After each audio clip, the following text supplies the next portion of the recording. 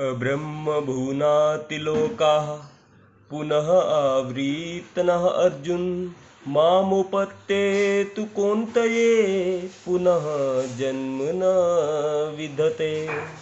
भगवान श्री कृष्ण कहते हैं कि हे अर्जुन, इस जगत में सर्वोच्च लोक से लेकर निमंतन सारे लोग दुखों के घर हैं, जहाँ जन्म तथा मरण का चक्कर लगा रहता है। किंतु हे कुंती पुत्र, जो मेरे धाम को प्राप्त कर लेता है वह फिर कभी जन्म नहीं लेता। तात्पर्य जानेंगे। समस्त योगियों को, चाहे वे कर्मयोगी हो, ज्ञान योगी या हठ योगी, अंततः भक्ति योग या कृष्ण भावनामृत में भक्ति की सिद्धि प्राप्त करनी होती है, तभी वे कृष्ण के दिव्य धाम को जा सकते हैं, जहाँ से वे फिर कभी वापस नहीं आते। किंतु जो सर्वोच्च भौतिक लोकों अर्थात देवलोकों को प्राप्त होता है, उसका पुनर्जन्म होता रहता है। जिस प्रकार इस पृथ्वी के लोग उच्च लोकों को जाते हैं, उसी तरह ब्रह्मलोक, चंद्रलोक तथा इंद्रलोक जैसे उच्चतर लोकों से लोग पृथ्वी पर गिरते रहते हैं।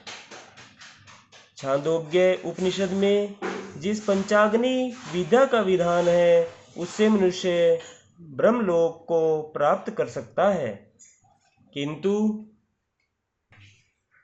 यदि ब्रह्मलोक में वह कृष्ण भावनामृत का अनुशीलन नहीं करता तो उसे पृथ्वी पर फिर से लौटना पड़ता है।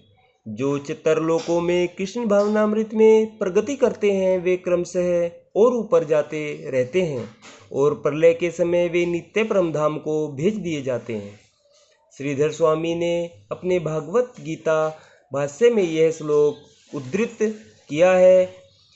ब्रह्मणा सहते सर्वे संप्राप्ते प्रतिश्चरे परस्यांते कृतात्मनः प्रविशन्ति परम पदम।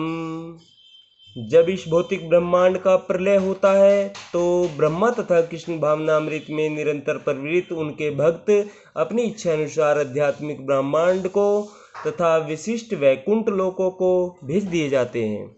राधे राधे।